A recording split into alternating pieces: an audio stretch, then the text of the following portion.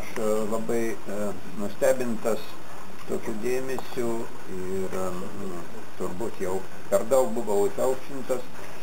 Visų pirma, reikia padėkoti iš tikrųjų leidėjui, ponui Aurelijui Naruševičiui, kad jis surizikavo, leisdamas tokią knygą. Nes jeigu ne jis, tai didelis klausimas, ar iš viso būtų pavykę išleisti. Tai va, tai čia didžiulis jo indėlis, galima pasakyti. Dėl pačios tos knygos, ji skirta Lietuvos vardo pirmojo paminėjimo tūkstantmečiui, taip reikia sakyti, bet ji įveda šitą faktą į labai platų kontekstą.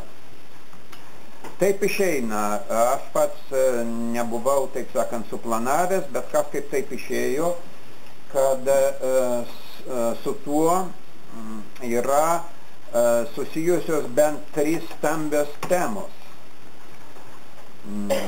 Pirmoji tema, apie kurią jau kalbėjo gerbiamoji profesorė Laima Šinkūnaitė, tai krikščionybės tema, svarbiausia.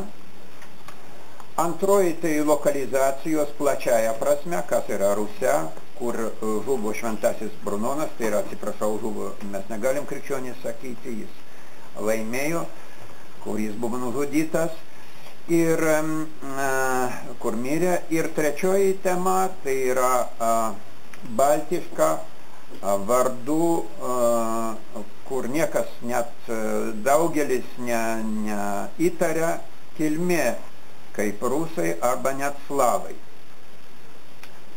Tai yra tos 3 temos ir jos visos sueina į šitą įvykį. Minėdamas pirmąją temą krikščionybės, aš norėčiau pabrėžti, kad čia irgi galima išskirti potemius.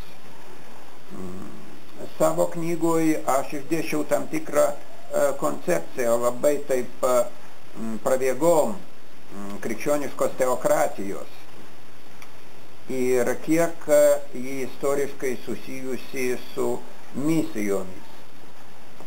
Iš tikrųjų ir net ir mūsų profesorius Gudavičius, pats autoritetingiausias istorikas, kuris vadinasi marksistų, jis paaiškino, kodėl šventasis Brunonas liko šešėlyje, lyginant su šventuoju Adalbertu Vaitiekum, kad tada vyko tam tikras lūžis Europos politikoje, o tai buvo krikščioniška politika.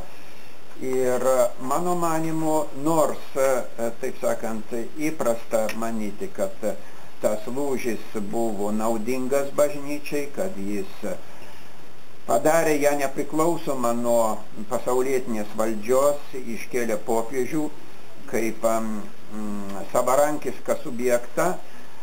Iš tikrųjų, tai buvo teokratijos žlugimas krikščionybėje. Nes iki tol ir Otono III idėja, tai buvo Europos bažnyčios idėja teokratinės valstybės. O žlugus teokratijai toliau vyko jau tam tikra degradacija, mano manimu, žinoma, su manim daug kas ginčysis, kuri duoda tai, ką mes matom šiandien. Apie tai rašau labai trumpai.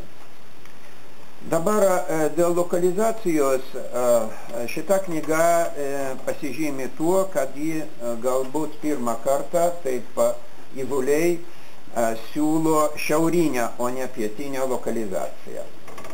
Visi mano, kad Kvedlinburgo analuose